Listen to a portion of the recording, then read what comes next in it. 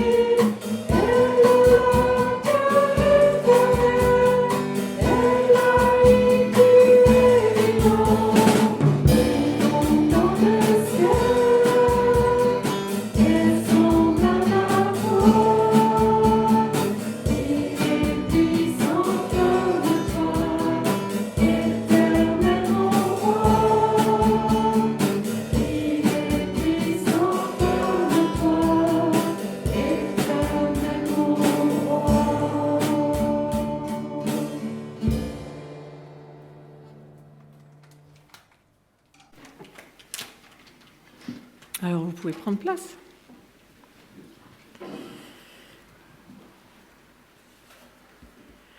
Alors, je vais lire le début du psaume 122.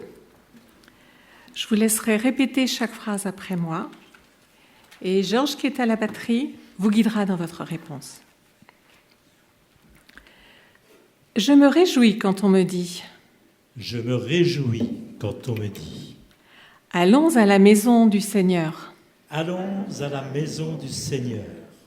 Nos pieds se sont arrêtés. Nos pieds se sont arrêtés. À tes portes, Jérusalem. À tes portes, Jérusalem. Jérusalem. Jérusalem. Tu es bâtie comme une ville. Tu es bâtie comme une ville. qui forment un ensemble bien uni. qui forment un ensemble bien uni. C'est là que montent les tribus. C'est là que montent les tribus du Seigneur, les tribus du Seigneur, comme témoignage pour Israël, afin de célébrer le Seigneur, en louant son nom. Je vais prier.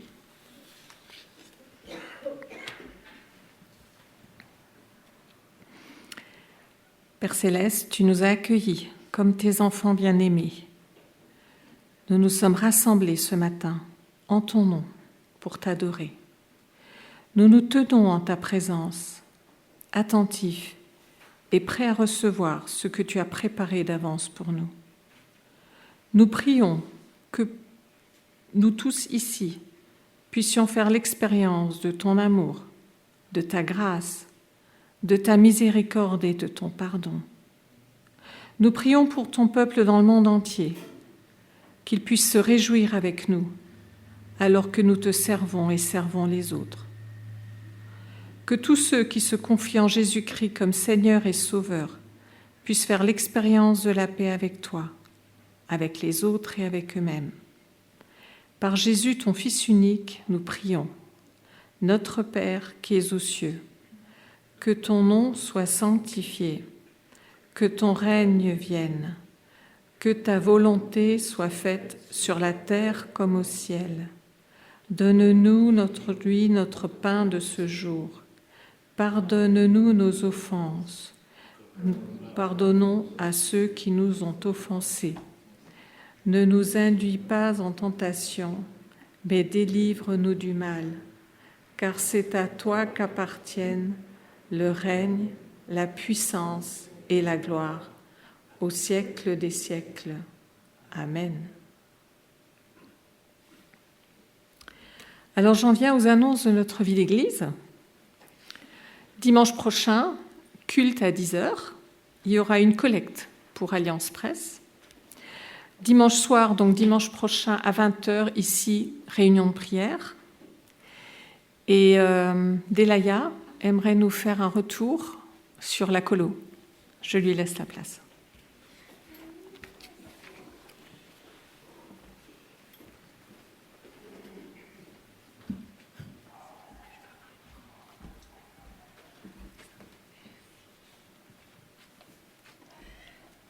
Alors, on a passé une super colo et on a ramené quelques photos qu'on voudrait vous montrer et puis je les commenterai.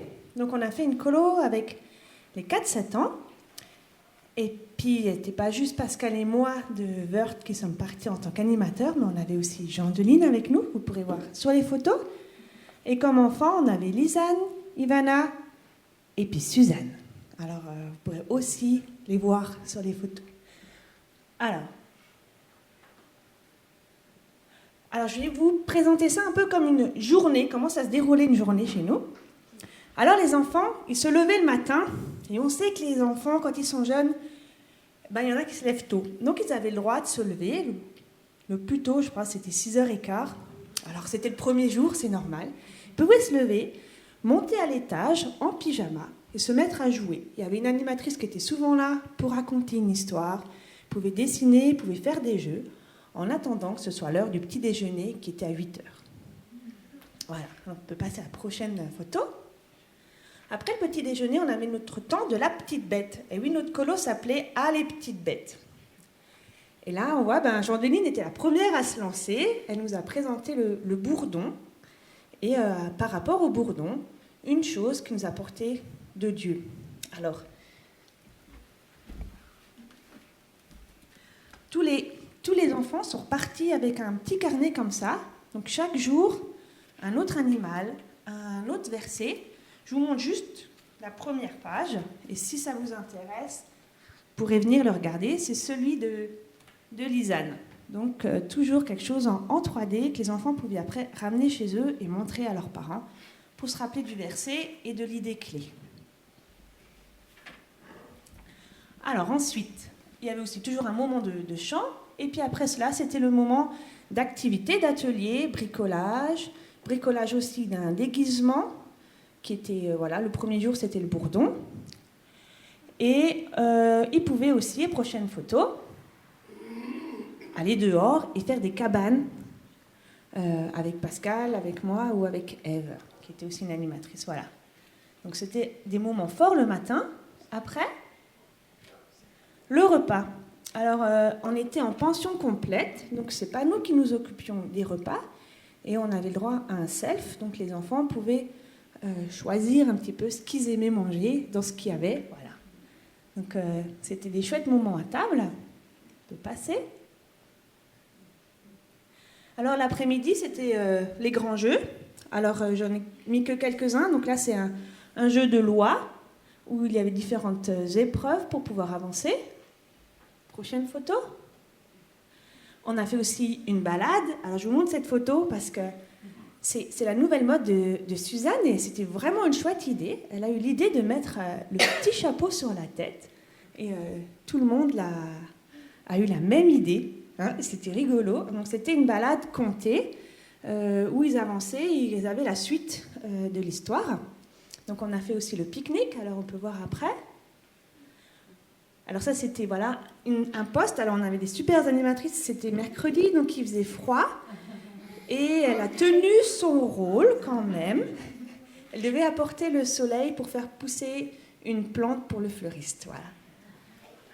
Donc c'est Léonie Hauser, pour ceux qui la reconnaissent. Voilà. On peut passer. Le pique-nique, où vous voyez, on a eu un peu froid, on avait la couverture, mais les enfants étaient heureux. Ensuite, un autre grand jeu, on était des fourmis, donc voilà, tout nous paraît grand. Et le tremplin a des grands ballons. Bah, voilà, on a fait un jeu avec ces grands ballons. Ok. Et puis après, là, c'était les temps libres. Donc on avait le château gonflable. Et je remercie encore à l'équipe qui était venue m'aider à le rénover et à le nettoyer. Les enfants en ont bien profité. Voilà. Alors en temps libre, on avait le château gonflable. On avait les matchs de foot. Bien sûr, et on avait aussi on peut la mettre la prochaine, le trampoline. Voilà. Donc une des belles photos de nos trois jeunes de Wörth. Voilà, prochaine photo. Et puis après, il y avait le repas de soir et les veillées. Alors la veillée de feu de camp, qui était bien sûr organisée par Pascal. On peut encore voir la prochaine photo. Voilà, où il nous a fait des pommes au feu. Pour Pascal, c'est important en colo, une soirée autour du feu. Alors, on l'a faite, voilà. Prochaine. On a fait aussi un spectacle, donc avec le matériel de l'église de Wissembourg. Donc une veillée contée autour de l'histoire de Stanley, la punaise en colo, pour ceux qui connaissent, voilà. Donc ça, c'est chouette aussi que d'autres églises, on peut en profiter de ce que les autres églises font pendant les colos. Voilà. Prochaine. Et puis, on a clôturé notre colo.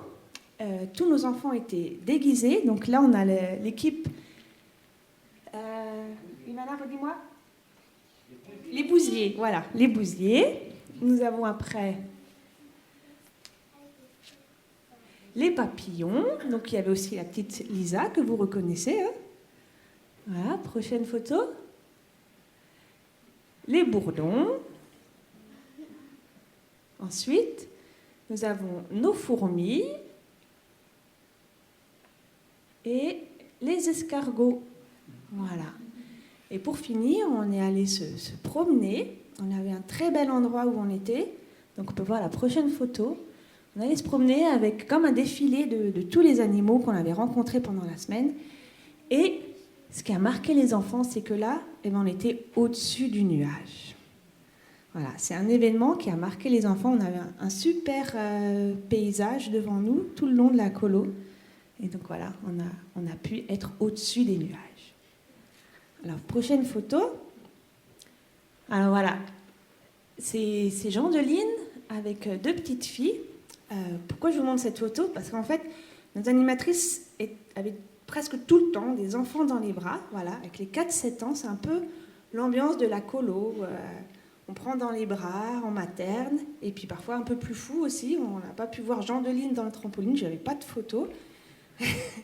Mais voilà, c'était une chouette ambiance conviviale, calme et animée à la fois.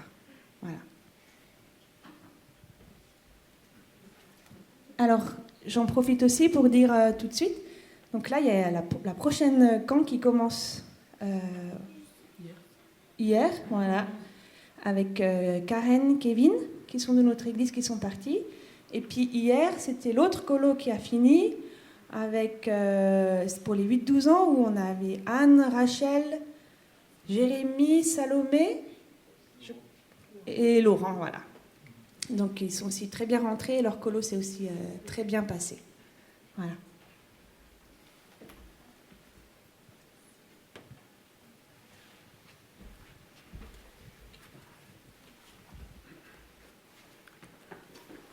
Merci Delaya. Alors nous allons prendre le prochain chant. Béni soit le nom du Seigneur.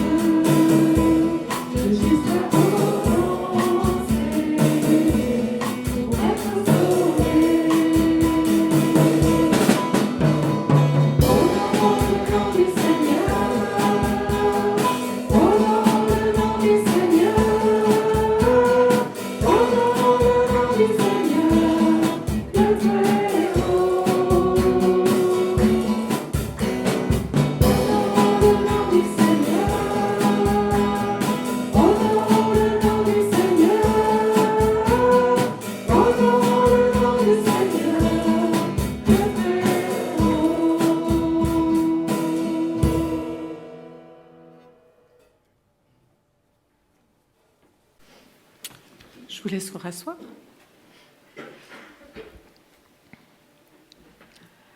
Alors, j'aime faire des travaux manuels, dont du bouti.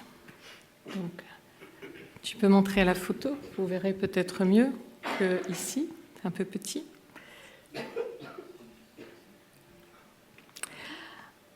Alors le putti, c'est une broderie où on utilise 2 tissus qu'on superpose, on les assemble en cousant à petits points et ensuite on introduit des mèches de coton. Sauf que pour réaliser une telle broderie, il faut un cadre. Sinon, autant pour les petits points que pour le méchage, ça ne fonctionne pas. Et dans notre marche avec Dieu, nous avons aussi besoin d'un cadre. Un cadre qui a une structure solide. Et grâce à lui, nous arrivons à mieux voir où nous en sommes. Nous arrivons à accomplir notre travail avec plus de calme et de confiance. Ce cadre, c'est quand nous nous retrouvons semaine après semaine pour adorer Dieu en Sion, comme dans le psaume tout à l'heure. Sion ou Jérusalem représente une ville, mais elle désigne aussi l'ensemble de ceux qui aiment Dieu. Dans Hébreux 12, 22, dans la traduction Parole vivante, il est écrit « Vous avez eu accès à la montagne de Sion, à la cité du Dieu vivant, à cette Jérusalem céleste, constituée par la famille des enfants de Dieu. » Et quand nous entrons en Sion, c'est-à-dire quand nous entrons dans le culte, dans l'assemblée des enfants de Dieu, nous entrons dans un lieu qui est construit comme un ensemble uni, solidement assemblé. Dans le psaume, il est dit « Jérusalem, tu es bâtie comme une ville qui forme un ensemble bien uni. » Dans Éphésiens 2, au verset 19, toujours dans la même traduction, il est écrit « C'est pourquoi vous n'êtes plus des étrangers ni des gens de passage, mais vous faites partie du peuple de Dieu, vous en avez tous les droits et vous êtes de la famille de Dieu. Vous êtes devenus la maison qui a pour fondation les apôtres et les prophètes. La pierre principale, c'est le Christ Jésus lui-même. Et c'est en union avec le Christ que toutes les pierres de la maison tiennent ensemble. Cette maison s'agrandit pour former un temple saint dans le Seigneur. C'est en union avec le Christ que vous aussi, vous faites partie de la maison qui est construite et vous formez avec tous les autres un lieu où Dieu habite par son esprit. Malheureusement, nous ne ressentons pas, je ne sais pas comment c'est pour vous, mais pour moi, je ne ressens pas toujours le désir de venir au culte. Le psaume, par contre, nous rappelle, peu importe que tu en ressens le désir, il est décrété, célébrer le nom du Seigneur. Nous n'adorons pas toujours parce que nous en avons envie. Parfois, nous pensons que si l'action ne découle pas de ce que nous ressentons, ça manque d'authenticité ou de valeur. Mais la sagesse divine voit la question différemment. Nos actions peuvent provoquer une nouvelle façon de ressentir. L'adoration est un acte qui fait naître en nous des sentiments pour Dieu et pas obligatoirement un sentiment pour Dieu que nous exprimons par l'acte d'adoration. Charles Spurgeon, un prédicateur anglais du XIXe siècle, disait que l'adoration est une pause qui nous permet d'aiguiser les outils. Il disait déjà à cette époque qu'il vivait à une période de pragmatisme, c'est-à-dire que les gens rechignaient à toute action dont l'utilité pratique n'avait pas été démontrée. Alors nous nous demandons à propos de l'adoration, qu'est-ce que ça me rapporte ? Comment justifier l'investissement de temps, d'énergie, d'argent pour rassembler chaque semaine les chrétiens en vue de l'adoration commune ? Et il propose l'exemple d'un homme qui fauche l'herbe par une chaude journée d'été. Je me souviens de mon père qui faisait ça.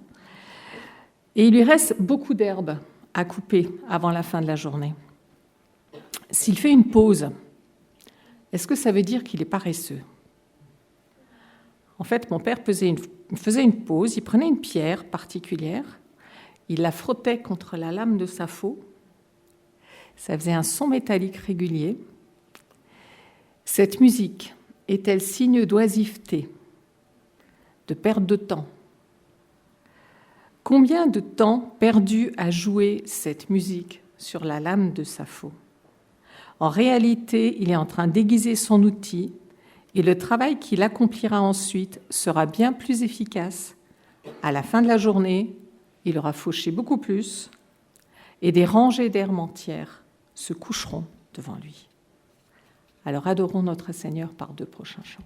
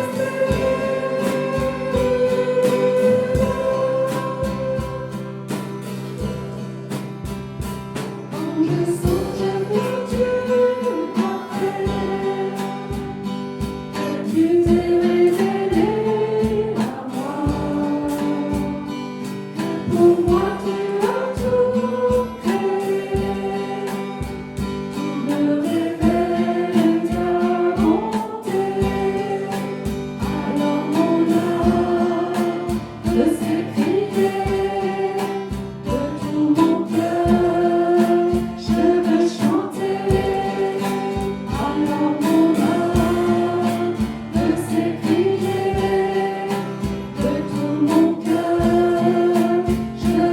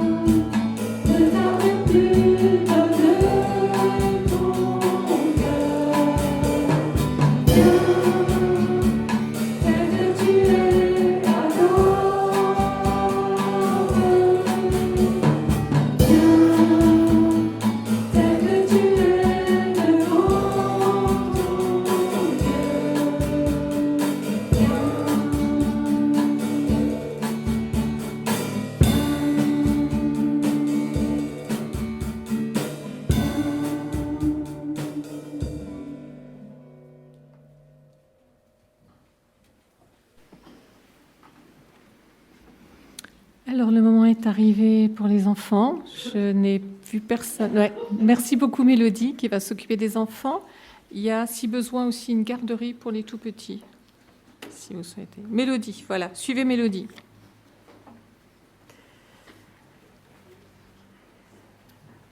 Et je laisse la place à Pascal pour le message.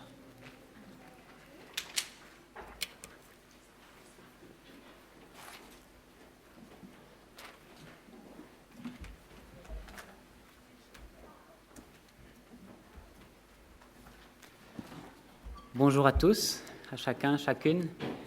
Je me réjouis de passer ce temps avec vous. Et puis je me réjouis particulièrement aussi pour ce que tu as déjà amené, dans quoi tu nous as déjà conduit, Annie. Merci beaucoup. J'apprécie toute la diversité des dons que nous avons dans notre assemblée. Et un dimanche, c'est comme ça, un autre dimanche, c'est tout différent. C'est beau de pouvoir rencontrer Dieu de tant de manières différentes et qui vont toucher plus l'un, plus l'autre une fois. C'est vraiment une richesse. Et oui, plutôt que de s'en plaindre, parfois certains auraient tendance à se plaindre de la forme, plutôt que de s'en plaindre, on peut s'en réjouir et être reconnaissant au Seigneur pour toute cette diversité.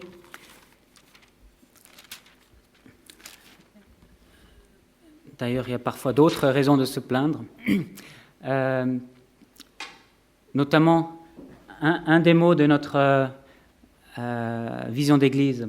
Notre vision d'Église, l'Église, une famille dans la joie de Jésus-Christ.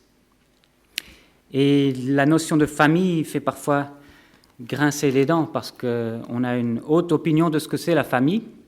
En tout cas, la nôtre, on la forge comme on la veut. Et puis, quand on est dans la famille de Jésus-Christ et dans sa partie locale, l'Église locale, eh bien, parfois, c'est pas du tout comme on se l'imaginait. Pourtant, la famille est une image forte, une image biblique, et il faut le reconnaître, une image loin d'être parfaite.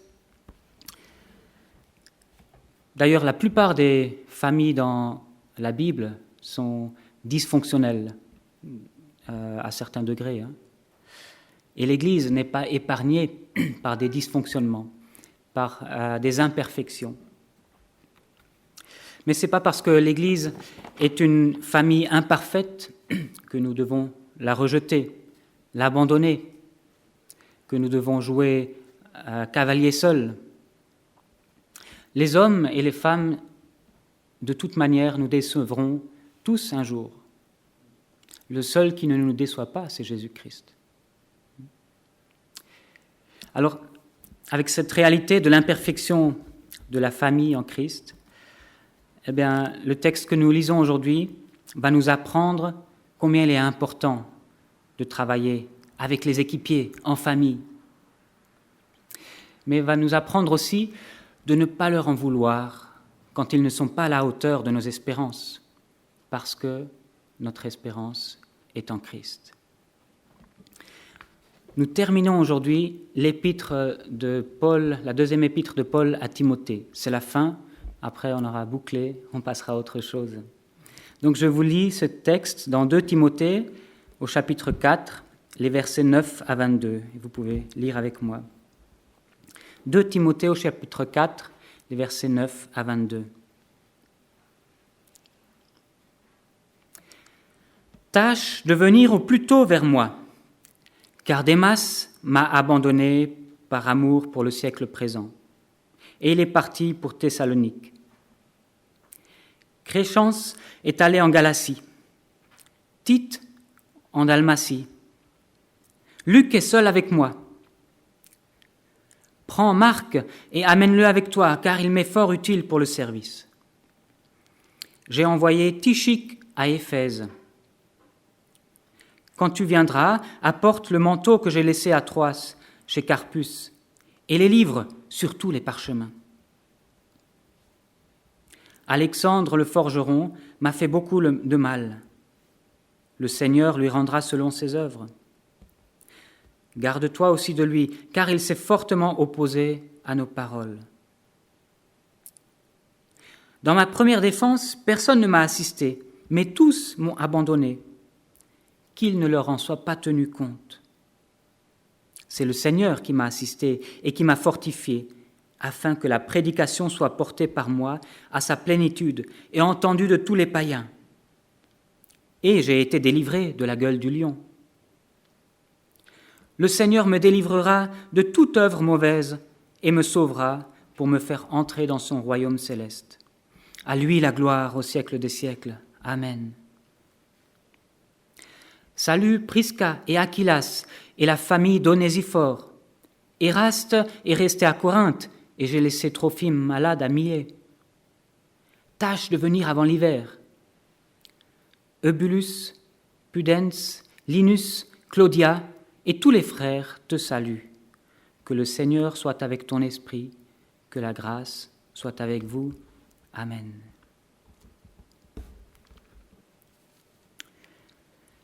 L'apôtre Paul commence ce passage, cette fin de lettre, par un appel à l'aide.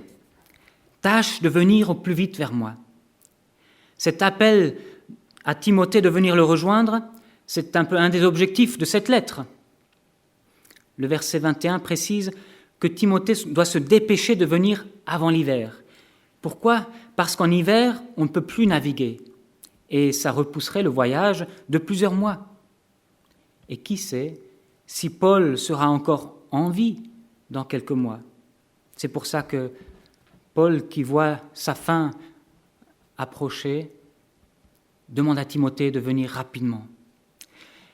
Paul exprime ce besoin d'être encouragé par les retrouvailles avec Timothée, ce fidèle Timothée. Ce Timothée qu'il a pu placer ici et là pour le service, pour le Seigneur. Ce Timothée qu'il a vu tout jeune, qu'il a vu se convertir. Ce Timothée dont la présence lui manque maintenant. Oui, parce que d'autres l'ont abandonné. Alors il aurait besoin que Timothée vienne pour l'encourager. Ceux qui l'ont abandonné, il y a Démas. Car Démas m'a abandonné par amour pour le siècle présent et il est parti pour Thessalonique. Crescens est allé en Galatie, Tite en Dalmatie. On voit que tous ces abandons ne sont pas du même ordre. Crescens et Tite avaient certainement besoin de partir pour continuer leur mission. Crescens, on ne le connaît pas par ailleurs dans la Bible, mais dans la tradition, il ferait partie de ces 70 disciples que Jésus a envoyés à un moment donné en mission. Et toujours d'après la tradition, il aurait été évêque à Vienne en France. Donc ce n'est pas un abandon du ministère, c'est plus qu'il a laissé Paul emprisonné pour aller continuer sa mission. Tite aussi est un fidèle de Paul. D'ailleurs, il est même destinataire d'une des lettres du Nouveau Testament. Et aussi, d'après la tradition, il a été évêque de Crète. C'est là où Paul l'avait laissé. Tite non plus, ce n'est pas un abandon, mais il avait affaire ailleurs. Pourtant, Paul se sent vraiment un peu seul. Mais l'abandon qui fait le plus mal, c'est celui de Démas. Démas était un compagnon d'œuvre. On le retrouve dans les épîtres aux Colossiens et à Philémon. Mais lui, là, il est retourné à Thessalonique. Pas pour la mission, plutôt par amour pour le monde. Alors, il n'a peut-être pas abandonné la foi, ce n'est pas forcément ça que le texte dit. Mais il a probablement préféré aller s'occuper de ses affaires, ou peut-être qu'il a dû aller s'occuper de ses affaires. Et ça fait plus mal à l'apôtre Paul. Un compagnon, c'est quelqu'un qui s'est battu avec lui, qui est allé prêcher l'évangile avec lui, qui a passé du temps. Ils ont accompli des missions ensemble, et là, celui-là part. Semble-t-il, pour des mauvaises raisons. Nous voyons dans la même épître d'autres abandons. En 2 Timothée 1, chapitre 15, nous lisons « Tu sais que tous ceux qui sont en Asie m'ont abandonné, entre autres Phygèle et Hermogène. »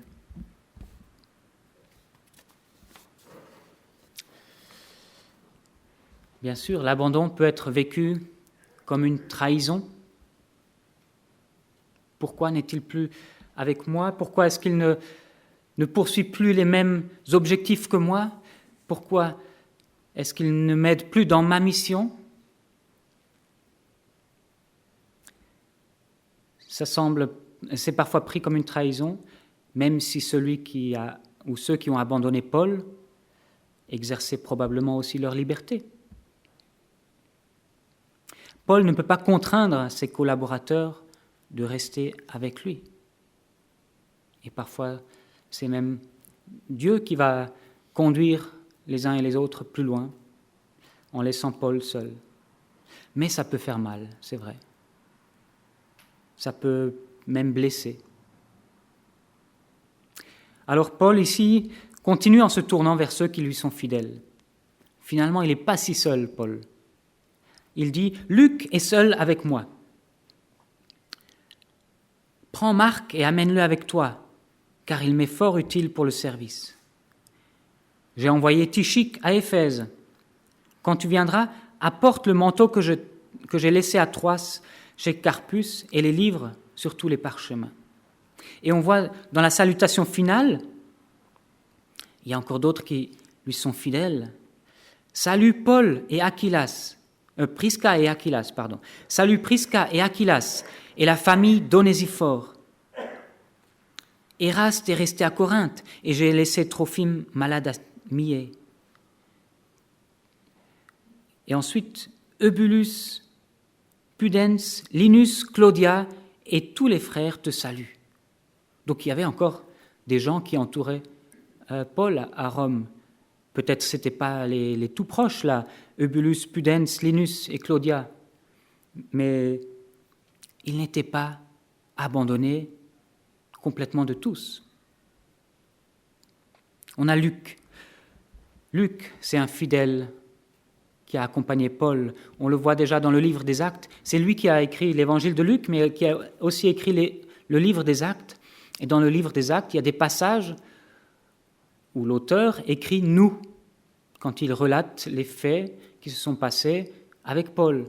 Et à d'autres moments, il dit « eux ». Donc Luc était à certains moments un témoin oculaire, il a été avec Paul. Et pas tout le temps, mais à certains moments. Et ici, il est avec Paul. Ensuite, il y a Marc.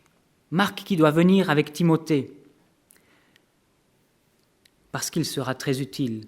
Ce Marc, c'est celui qui est aussi appelé Jean-Marc.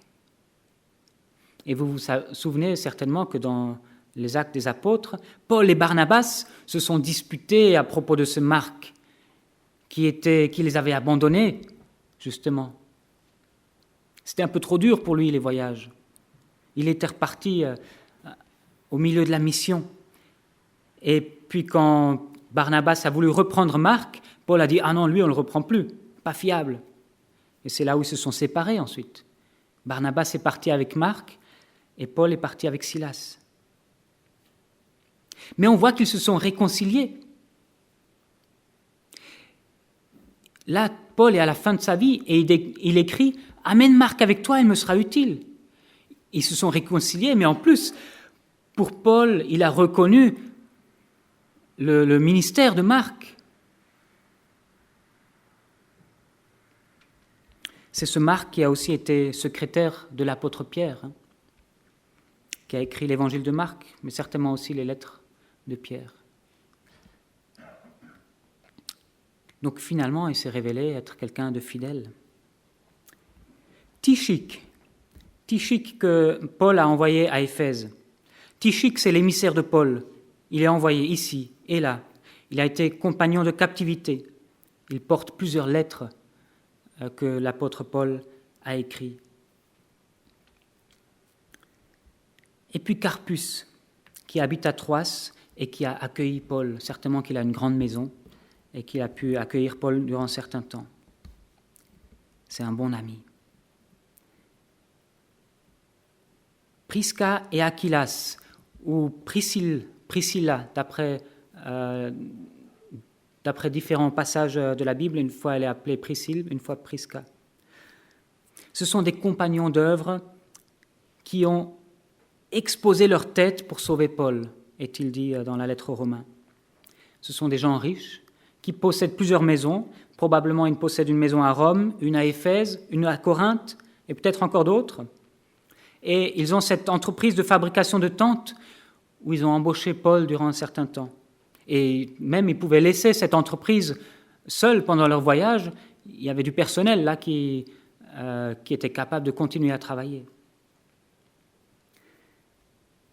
Et dans leur maison se rassemblaient des disciples, donc c'était des églises qui se rassemblaient dans leur maison parce qu'ils avaient des maisons assez grandes pour cela. Ce sont aussi des fidèles de Paul. D'ailleurs, on relèvera que Prisca est citée avant Aquilas la plupart du temps.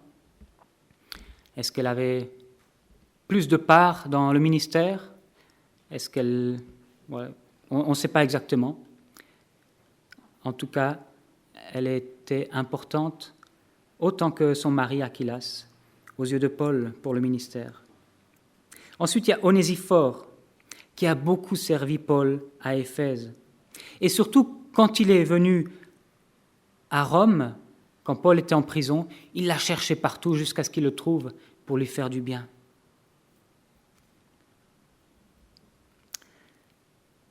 Et on voit Éraste. Éraste, c'était probablement ce trésorier de Corinthe. On le voit dans d'autres textes, notamment dans Actes 19, dans Romains 16. On voit un Éraste qui était trésorier de la ville de Corinthe, trésorier officiel, et qui va suivre Paul. Paul va plus tard l'envoyer en Macédoine avec Timothée.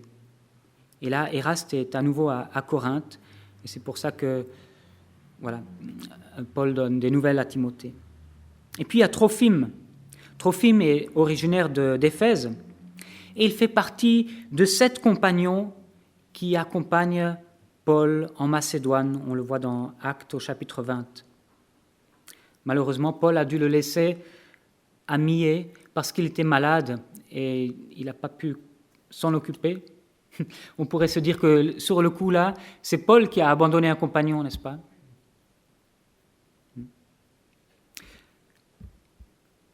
Dieu a conduit les choses comme ça. On ne comprend pas tout à fait pourquoi il a pu laisser quelqu'un là, en tout cas, et pourquoi surtout il n'a pas pu le guérir. Il a pu guérir d'autres personnes, mais il n'a pas pu guérir ce compagnon-là.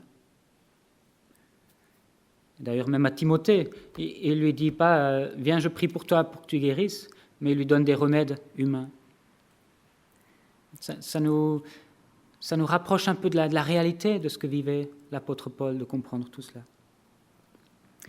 Et puis il y a Eubulus, dont le nom veut dire prudent, Pudens, dont le nom veut dire modeste, et Linus, qui selon la tradition serait le premier évêque de Rome après les apôtres.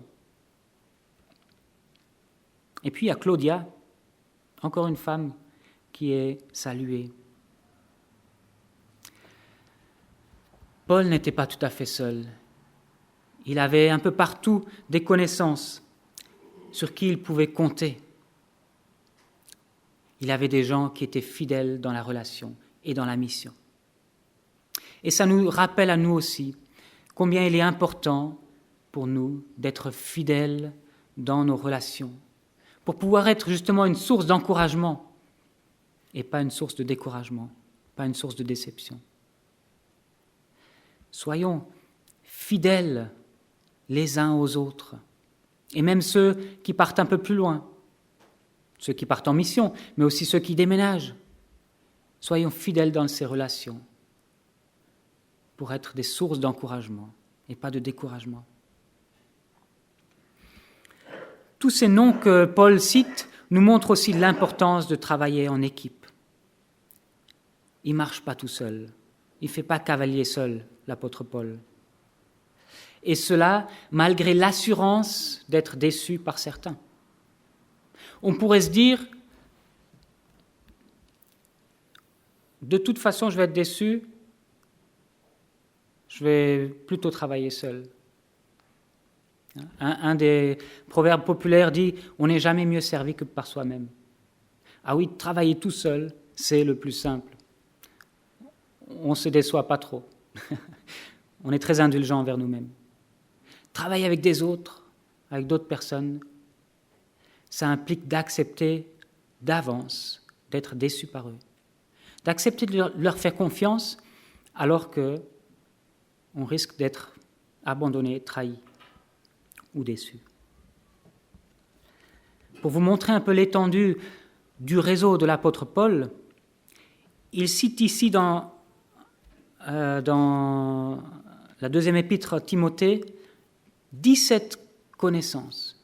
Enfin, ici à la fin, dans le texte qu'on a lu, 17 personnes par leur nom, dont 2 femmes. Dans le reste de l'épître, on a encore 6 autres personnes qui sont citées et encore 2 femmes en plus. Si on prend par exemple la fin de l'épître aux Romains, Paul cite 34 personnes, dont 10 femmes. Il avait un réseau avec qui il travaillait, qui était composé d'hommes et de femmes, et qui était partout dans l'Empire romain, dans le pourtour méditerranéen. Il travaillait avec énormément de monde. Et là, j'ai cité seulement quelques-uns. Dans le livre des Actes, on en voit encore beaucoup d'autres. Paul travaillait en équipe. Il était sûr d'être déçu par un certain nombre, mais il travaillait en équipe. Jésus aussi, d'ailleurs. Jésus savait d'avance qu'il allait être trahi, et pourtant, il a travaillé en équipe. Alors, Paul a aussi des opposants. On voit ici « Alexandre le forgeron m'a fait beaucoup de mal. Le Seigneur lui rendra selon ses œuvres. Garde-toi aussi de lui, car il s'est fortement opposé à nos paroles. » Et je rajoute encore un verset. Non, c'est ça.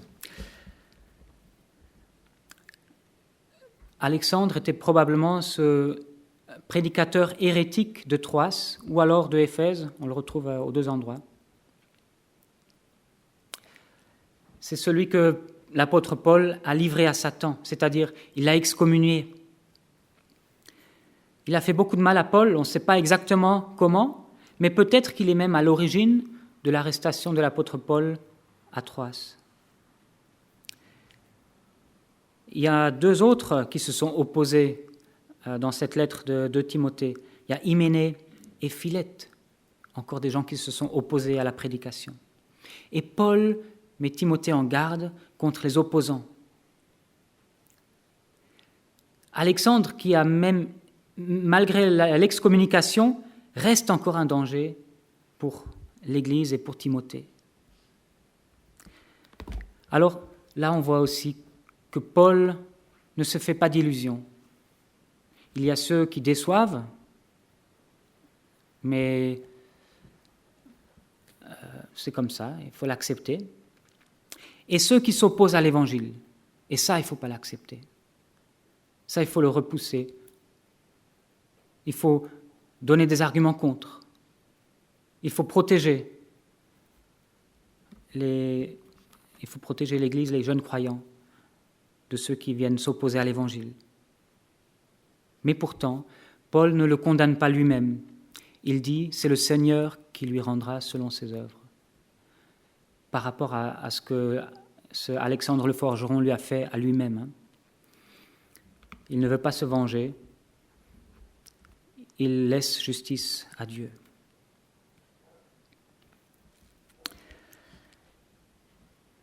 Au final, Paul va placer sa confiance, c'est sûr, dans ses collaborateurs, mais il va placer son espérance en Dieu.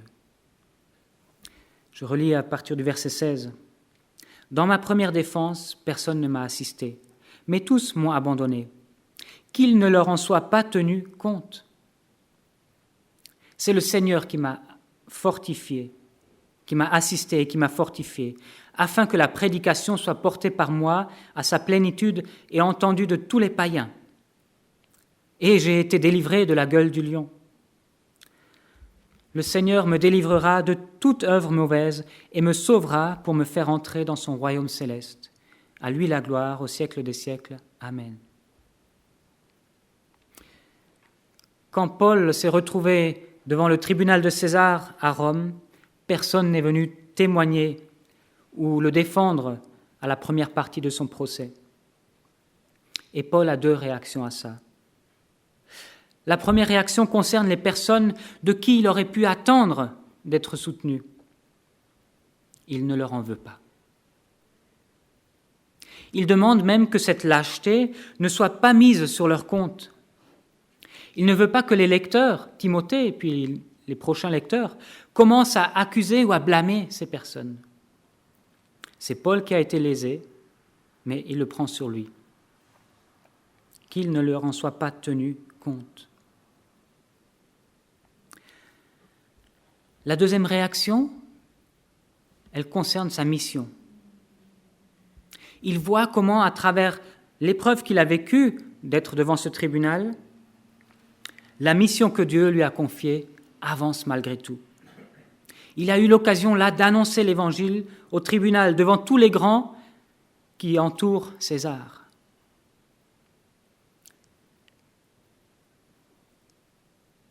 Et que l'Évangile soit annoncé, que la mission avance, cela lui importe plus que le soutien qu'il reçoit de ses collaborateurs. D'ailleurs, ce que Dieu fait au travers de sa vie lui importe plus que sa propre vie. C'est ce qu'on voit dans d'autres passages. Pourquoi Paul peut-il réagir de cette façon-là face à l'abandon ? Pourquoi ne se lamente-t-il pas d'avoir été abandonné par ses amis ? Pourquoi ne se lamente-t-il pas que sa famille est tellement imparfaite ? Je crois que Paul a appris à faire confiance à ses collaborateurs. Autrement, il n'aurait pas pu travailler avec eux, il ne leur aurait pas délégué des fonctions, ne les aurait pas envoyés en mission. Mais lorsque ceux-ci le déçoivent ou ne sont pas à la hauteur de ses espérances, Paul n'est pas abattu. Parce qu'il sait qu'en travaillant avec des hommes et des femmes, on travaille avec des gens qui peuvent être faibles, qui peuvent changer, parfois même se retourner contre lui. Il leur fait confiance dans leur mission, mais il ne vit pas au travers d'eux, il ne vit pas au travers de leur attachement. Ça ne fait pas de lui un homme plus important d'avoir 5, 10, 20 ou 40 personnes autour de lui. Il ne vit pas au travers de ses relations. Il vit au travers de Christ. Il s'appuie sur Christ. Son espérance est en Christ. Et c'est ce qu'on voit dans la suite au verset 18. « Le Seigneur me délivrera de toute œuvre mauvaise et me sauvera. » L'apôtre Paul se confie en Dieu. Devant le tribunal où il était abandonné de ses collègues, il a eu la meilleure assistance qu'il soit possible d'avoir dans son procès. Il a eu un ami invisible qui se tenait à ses côtés. Il a eu un père puissant et influent qui est intervenu auprès des juges pour lui éviter d'être jeté au lion ou d'être condamné d'une autre manière. Et fort de cette expérience, Paul affirme que Dieu va encore le délivrer de toute œuvre mauvaise. Alors, c'est étonnant, il dit cela malgré les circonstances mauvaises, malgré la prison. Mais pour lui, les œuvres mauvaises sont d'un autre ordre que la prison, le châtiment ou les privations, ou même la mort. Pour lui, les œuvres fondamentalement mauvaises ne peuvent l'atteindre. Ce qui est fondamentalement mauvais à ses yeux, c'est tout ce qui interdirait l'espérance, tout ce qui interdirait l'accès au royaume céleste. Et ça, personne ne peut venir empêcher cela. Ce dont il est sûr, c'est que Dieu le délivrera, le sauvera, même s'il doit passer par le martyre. On voit donc que pour l'apôtre Paul, il n'y a aucune commune mesure entre ce qu'il vit ici-bas et les déceptions que ça entraîne. Et d'un autre côté, ce qu'il attend, ce qui est son espérance en Dieu. Paul confie sa vie à Dieu, que ce soit pour la vie ou pour la mort, que ce soit pour l'épreuve ou pour le repos, que ce soit pour les conflits ou pour la paix. Il prend ce qui vient de Dieu et l'accepte de sa main. Et il va même lui rendre gloire, avec cette magnifique phrase « À lui la gloire au siècle des siècles, Amen ». C'est comme un cri d'adoration qui, voilà, tout d'un coup, Paul n'en peut plus, il a besoin d'adorer Dieu.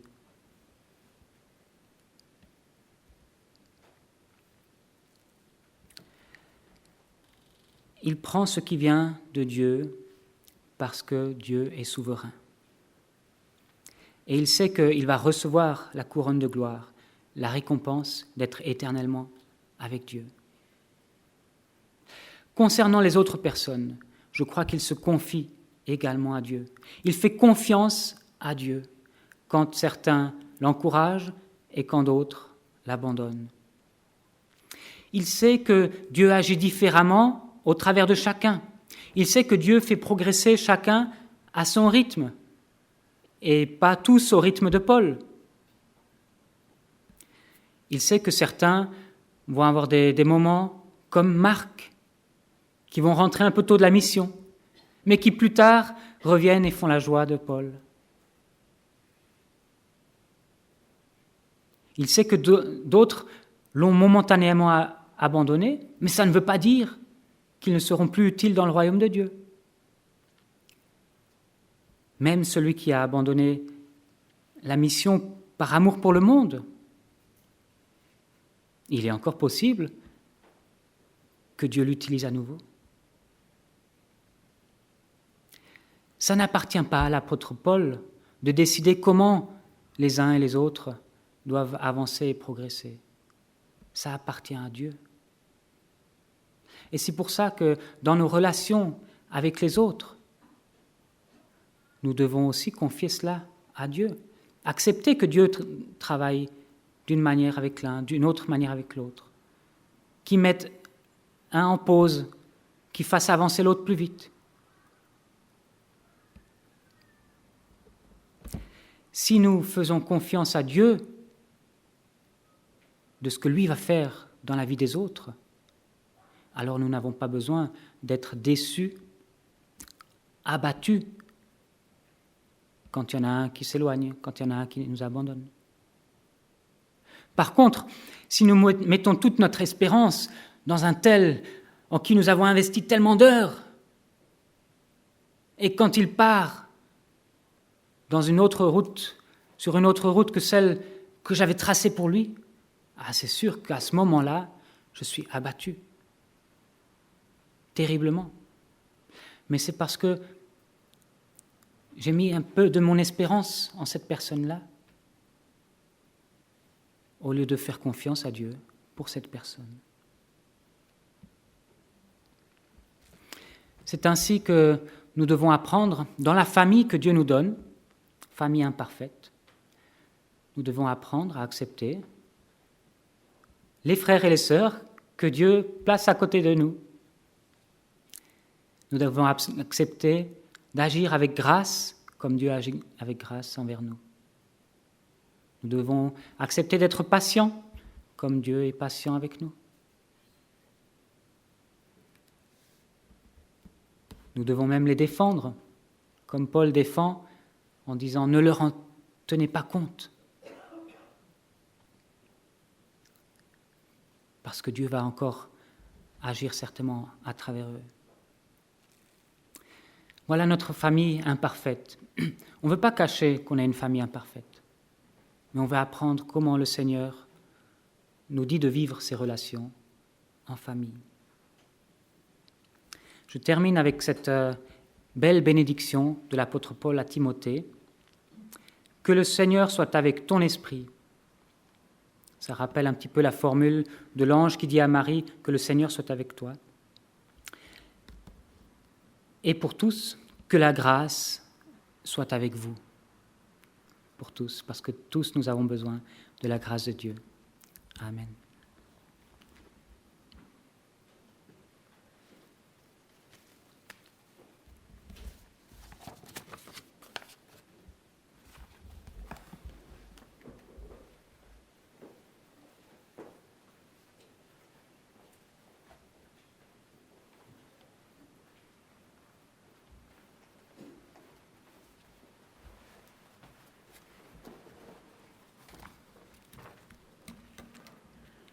Alors nous allons prendre la Sainte Semaine. Encore merci Pascal. Et j'aimerais lire dans 1 Corinthiens, chapitre 23, les versets 23 à 28, dans la version Parole vivante. Voici la tradition que j'ai, moi, reçue du Seigneur et que je vous ai fait connaître. La nuit où le Seigneur Jésus a été livré, il a pris du pain. Il a remercié Dieu, puis il a partagé le pain et il a dit « Ceci est mon corps, il est pour vous. Faites cela en souvenir de moi. » Après le repas, le Seigneur a pris aussi la coupe de vin et il a dit « Cette coupe est la nouvelle alliance de Dieu, parce que mon sang est versé pour vous. Toutes les fois que vous en boirez, faites cela en souvenir de moi. En effet, chaque fois que vous mangez ce pain, que vous buvez cette coupe, vous annoncez la mort du Seigneur jusqu'à ce qu'il vienne. C'est pourquoi celui qui mange le pain du Seigneur ou qui boit sa coupe sans respect, celui-là est coupable envers le corps et le sang du Seigneur. Alors, chacun doit bien réfléchir à sa façon de vivre, ensuite qu'il mange ce pain et boive cette coupe. Est-ce que je crois ? Je te propose de contempler Jésus sur la croix. Et réfléchis maintenant à ce qu'il nous dit par rapport au pain et au vin. Le pain, c'est l'image de mon corps livré pour toi. Le vin, c'est l'image de mon sang versé pour toi. Si tu crois que Jésus, le Fils de Dieu, est mort pour toi, alors prends du pain et du jus de raisin. Si tu ne crois pas que Jésus, le Fils de Dieu, est mort pour toi, alors pose-toi la question, suis-je prêt à croire au Christ maintenant ? Jésus t'invite à sa table. Viens avec lui, avec tes doutes, tes conflits non résolus, et dis-lui, j'ai besoin de ta grâce, j'ai besoin de ton aide, j'ai besoin de ton pardon. Si tu le veux, viens à Jésus par la foi, prêt à recevoir tout cela de lui. Es-tu prêt à te repentir ? Si la réponse est oui, alors viens à la table du Seigneur. Cette table est destinée aux pécheurs qui reconnaissent leurs besoins de Jésus-Christ.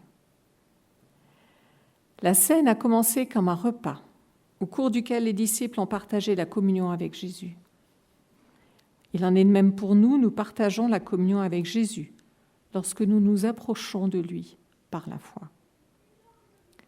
Le pain et le vin nous rappellent que Jésus nourrit notre âme comme la nourriture nourrit notre corps. Colin Smith, un pasteur, a donné l'exemple suivant. Imaginons que vous décidez d'aller dans un restaurant. Un serviteur vous accueille et vous emmène à une table. Il vous donne la carte avec des photos des plats. Il vous recommande même ses entrées préférées. Et supposons maintenant que vous quittez le restaurant sans rien commander, sans manger. Quel en est l'intérêt ?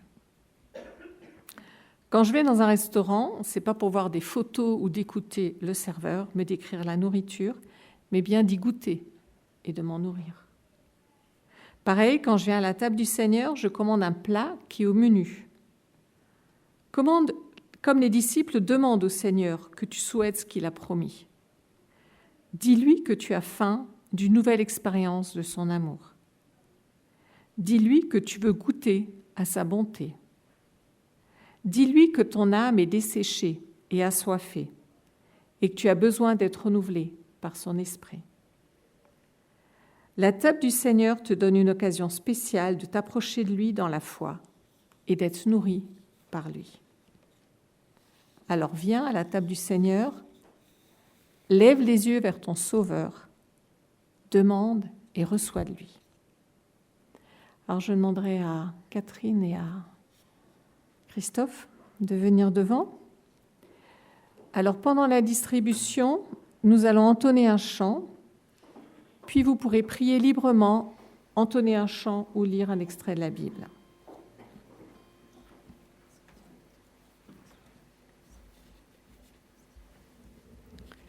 Alors, j'aimerais prier. Seigneur, nous nous sommes rassemblés ce matin pour vivre un temps de communion. Il est juste et bon de te rendre gloire pour cet amour que tu as révélé en Jésus ton Fils. Aie pitié de nous. Nous voulons nous approcher de cette table en confessant notre péché. C'est notre prière ce matin que tu ouvres les yeux de notre cœur afin que nous puissions saisir l'immensité de ton œuvre envers nous.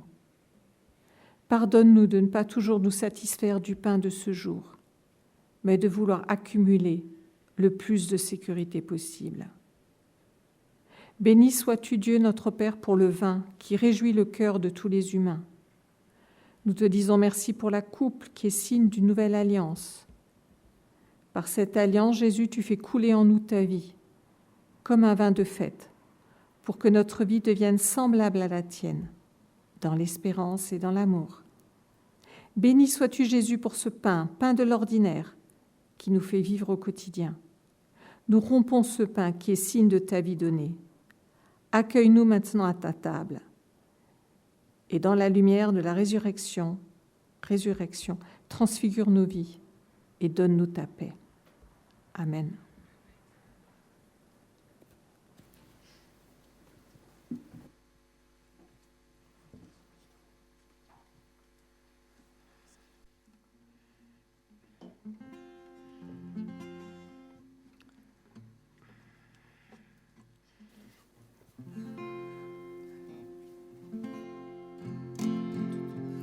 Grâce infinie qui vint sauver un pécheur que moi. J'étais perdu, il m'a trouvé. J'étais aveugle, je vois. Lorsque je connus l'amour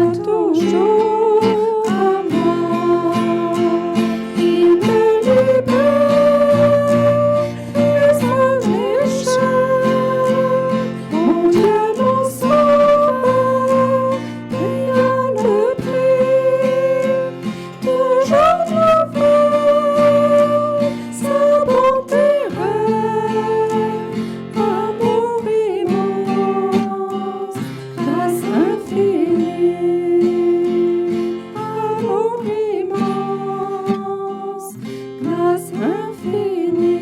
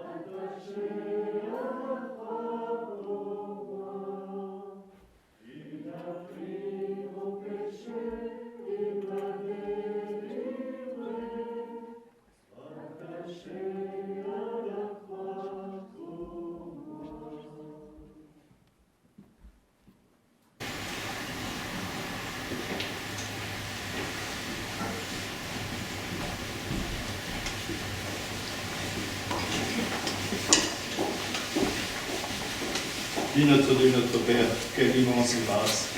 Nous avons donné Jésus, ton Fils, et libre de tout péché, nous avons accès à toi, Seigneur, réconciliés.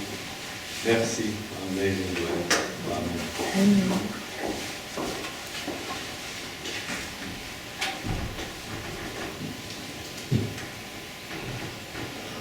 Merci Seigneur parce que tu as payé le prix pour nous.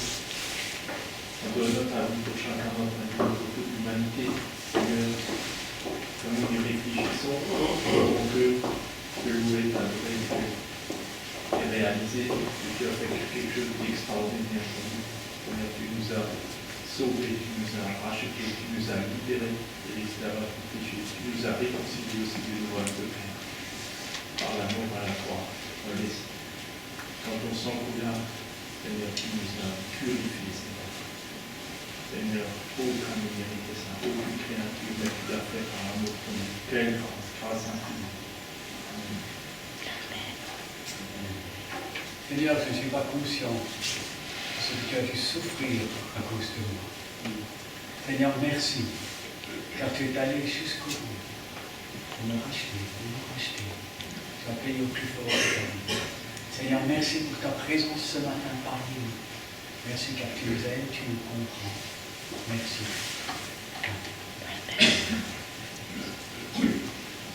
Oui, Seigneur. Je te remercie que je puisse venir devant toi ce matin. Vraiment te dire merci, Seigneur, pour le pardon du péché. Oui, Seigneur, je te remercie que tu nous pardonnes tes manquements, tes mauvaises pensées. Seigneur, vraiment te dire merci. Toutes choses que tu nous dis. Je te remercie que tu es là ce matin, au milieu de nous. Amen.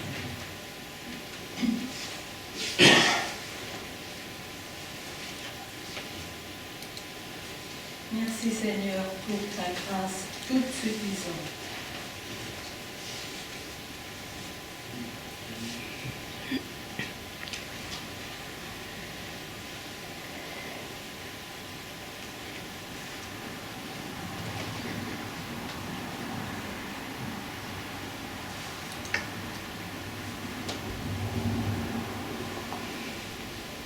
Nous te louons, Seigneur, pour la famille que nous formons en toi. Merci parce que tu nous as rachetés à un grand prix. Famille imparfaite, certes, mais famille tout de même. Merci pour les frères et les sœurs que tu as placés à nos côtés, pour notre bien, pour nous encourager, nous édifier, nous aider à progresser dans la foi. Que ton nom soit béni. Amen.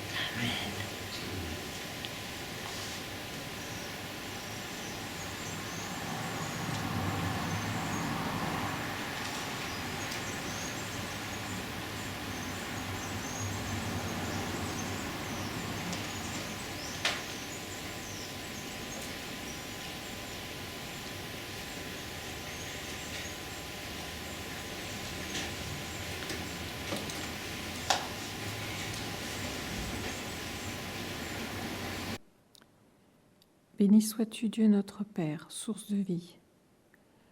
Nous avons répondu à ton invitation à nous joindre à ta table.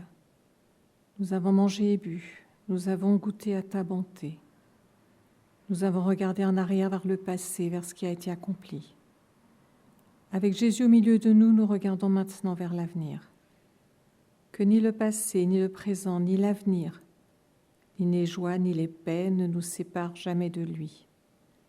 Que ton Fils soit le centre de nos vies et le lien qui nous unit à toi, ainsi que les uns aux autres, dans la foi, l'espérance et l'amour.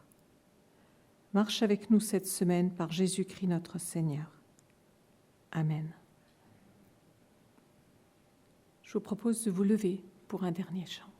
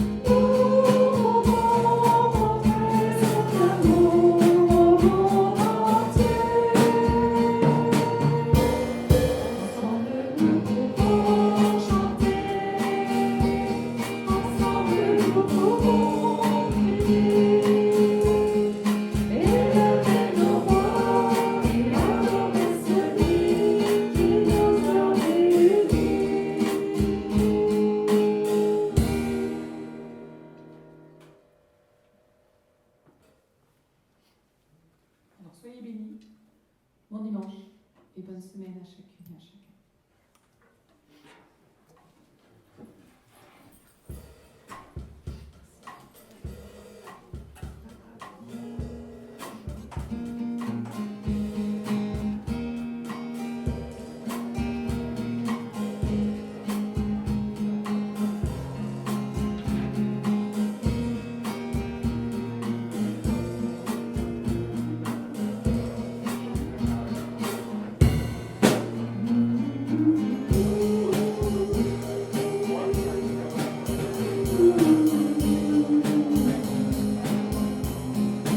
tout.